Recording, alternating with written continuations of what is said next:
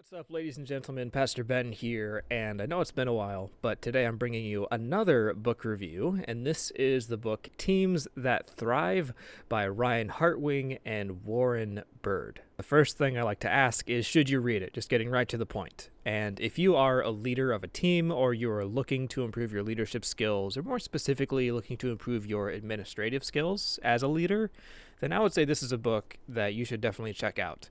But if you're someone who's not in leadership, whether as a top leader or a member of a team, or if you're just not really interested in being a leader of a team specifically, you can pass on this book. There's not going to be much here that you can glean from. Now, the reason I read this book was I actually got it for free at a National Youth Leader Conference, even though I'm a young adult leader. So I was at this conference and they were giving away a lot of books for free. This was one of them, and I was very interested in it because I was just starting my young adult ministry and I wanted to improve my leadership skills. And this was, on the one hand, it was a free book, so why not take advantage of that? But also it talked about, leading a team specifically, which I thought was very interesting. So that's why I read it. But now to the background of the book. The way it's written, or at least how it came to be, was that the authors had conducted a lot of research. They visited several churches, several ministries. They met with a lot of ministry leaders because they wanted to see how ministry teams function, and not just that, but what were the common practices that seemed to really help ministry teams thrive. And so that's the background for this book. It's a collection of their experiences and their research, all distilled down into the core ideas. And the purpose of the book is actually twofold. One of the main foci of the book is to promote team-based ministry over and against leading as an individual. I wasn't expecting the book to do this. I expected the book to be more, hey, if you're leading as a team, then these are some practices you should incorporate. I wasn't expecting it to say, hey, if you're leading as an individual, maybe you shouldn't do that. You should definitely lean towards leading as a team. So that was an interesting take. They gave some examples from scripture and said, well, leading as a team is the biblical way to do it. And then they go into the second purpose of the book, which is to offer their thoughts on what team-based ministry should look like and the common practices and really disciplines, is what the book calls them, that should be a part of the leadership team. And so that brings us to the main content of the book. So like I mentioned, it starts off with explaining why ministry teams are better than individuals. And then it goes into the main 5 points of the book. It ties it off with some warnings and pitfalls to avoid, and then has an appendix with some extra resources, which is always appreciated. So the main 5 points of the book, or disciplines as the book calls them, are broken down like this. The first one is a focus on purpose. They talk about how, as a team, you need to have a primary goal that is shared among everyone. You can't have everyone with their own goals and dreams and ideas. Well, they can have their own dreams, but they all have to be focused on what the main goal of the ministry is. So everyone's working towards that purpose, that goal. So focused on purpose is the first one. The second one is leveraging differences in team membership, which is essentially just learning how to coordinate different personalities on your team and allowing for different personalities so that, for example, someone's strengths could offset another person's weakness. And so sort of playing to everyone's strengths and collaborating in that way. The next one is relying on inspiration more than control. And this is specifically meant for like the top leader, like the real leader of the team, the number one person, and essentially telling that person, don't be a control freak. Don't just have everything about the ministry be about your individual, like your personal vision, and just imposing that on everybody else, and you being the only one that comes up with new ideas. But you need to allow for creativity. You need to allow for your members to express their thoughts and really buy into the team and have their own place where they invest. The fourth one is intentionally structuring a decision-making process, which is really wordy, I know, but I don't really know a better way to say it. It's basically just a chapter about how you need to be intentional about how you make decisions as a team. So don't just be one of those teams that says, okay, we need to make this decision right now and have very minimal input. You need to allow time for people to reflect, for people to discuss different decisions, to offer criticisms, and also listen to those criticisms, and collaborate, and also allow room for God to be a part of the decision-making process, because this is a ministry after all. It is a part of the church, and so God does have some say in how that goes. So you need to allow room for God to speak to people in your leadership team as you make decisions. And the last discipline they talk about is building a culture of continuous collaboration. And in short, what that is allowing your team members to feel like they can contribute, to feel like they can offer ideas, and to feel like they can offer criticisms and critiques without feeling judged. And as someone who led a ministry team, this is very beneficial, because people have perspectives that you, as the main leader, if that's your position, don't. So there were people on my team that had ideas that I never thought of. There were people who saw problems with my ideas or with another person's ideas that we hadn't considered. So it's actually very beneficial for people to feel comfortable and safe among the leadership team to just be open about their thoughts. And it's something that should not be overlooked, even though it seems like a very simple concept.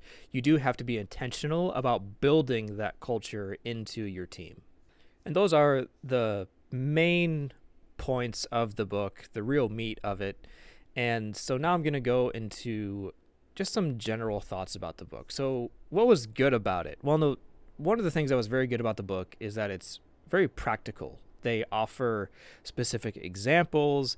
They actually include at the end of every chapter kind of a letter from a ministry leader that talks about their personal experience with working with the main content of that chapter. So if the chapter was on focus on purpose, then the chapter would end with someone talking about why their team's focus on purpose really helped them. So that was very useful to me. I thought that was a great addition. Also, throughout the book, there are these 2-minute tips, which are sort of in the margins, that I thought were very nice. I loved those.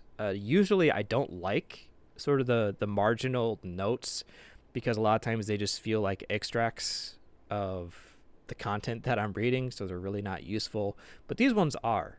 They're separate content from what you're reading. They're not just quotes that are pulled out. They're actually ideas of the author saying, hey, here's something you can try. If you're trying to figure out how to incorporate this idea, do this thing. I thought that was great. And it was very well researched. You could tell that the author spent a lot of time before writing the book really getting their thoughts out and thinking through these ideas, which really benefited the book. That being said, there were a couple of issues I had with it. On the one hand, the book is very long-winded. Many times while I was reading it, I was just getting tired of of reading it, because I'm like, okay, you can get to the point now. You're throwing way too many words at me, and you're taking too long to say what you're trying to say. A lot of the book did feel like fluff. Not that there was a chapter or anything like large portions of the book that are useless. That's not what I'm saying. It's just within each chapter, it kind of felt like they were trying to reach a word count. And I always hate that when I'm reading books, and I get that sense like, yeah, you're just trying to say stuff to make your book bigger, to make it seem more important. But really, you're just repeating everything you've already said, and it's getting annoying. So this book does fall into that sort of gutter. Another thing I didn't like was its one-size-fits-all approach, which it sort of reveals that right away by talking about how if you are in ministry, then your leadership needs to be a ministry team, and if it's not, then it's not going to perform as well, and your ministry is going to suffer for it. That's the perspective that this book takes, which I kind of see where they're coming from, but it also feels like they're saying that in order to sell their book more, in order to sort of create a need for people to read their book, because some of the arguments they make, while they're good, I don't think they really take into account the fact that sometimes ministry teams aren't necessary. Sometimes you're working with a ministry that is very simple in concept, and it's very small, and you don't really have a need for a team. That's actually kind of the situation I'm in right now. My young adult ministry is fairly small, and with COVID going on, there's not a whole lot we can do. And so I don't really have a use for a team. Like, there are people that I collaborate with, but we meet very rarely to talk about new ideas or how to approach different things, because sometimes there's just not much of a need for that unless you're like really trying to aggressively grow. Sometimes having a sole leader is perfectly fine. A lot of that really comes down to personality. Like, I understand no person is perfect, and so you can benefit from collaborating with different people, and I agree with that. I think that's great. But taking the approach of individuals are always going to cause their ministry to suffer, you need to be working in teams, I think is, well, I don't agree with it. I'll just put it that way. And also, I think the book takes for granted that when you're working in a ministry, that somehow you can just get any group of individuals to work well together. You just have to find the right way to do it. But let's be honest, putting together a good ministry team is a challenge in and of itself, and the book really doesn't do a good job in helping someone figure out who to include in a ministry team.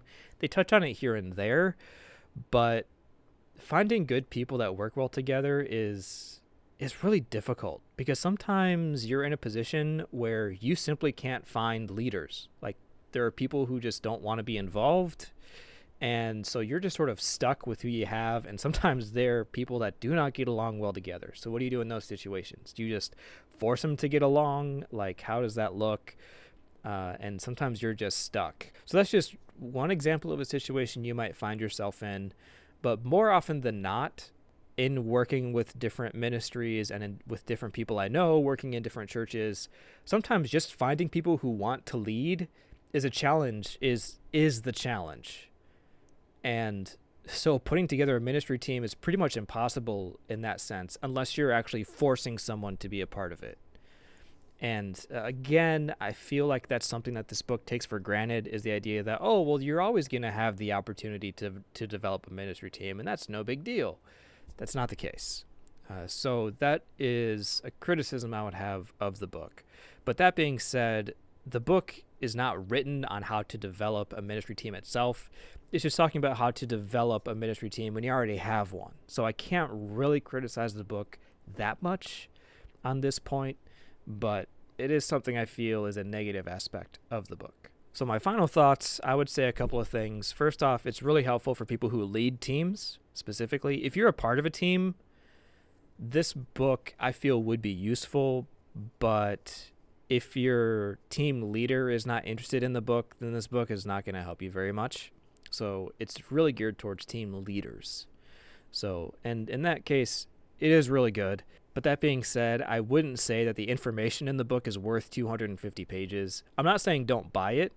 I'm just saying that the information is great, but the authors really could have distilled it further and simplified the book and made it shorter and more to the point, and it would have been fine. I don't think that the information involved justifies 250 pages, but that's just me. Some people I'm sure would love it. So as a final score, I would give this book a 4 out of 5 disciplines.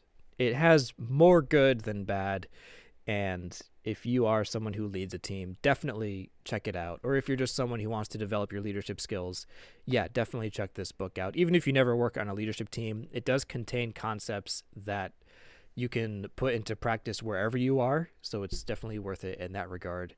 And that is going to wrap up my review of Teams That Thrive. If you enjoyed this, leave a like, be sure to follow, be sure to subscribe, and share this with all your friends. That would be great, and I will see you next time.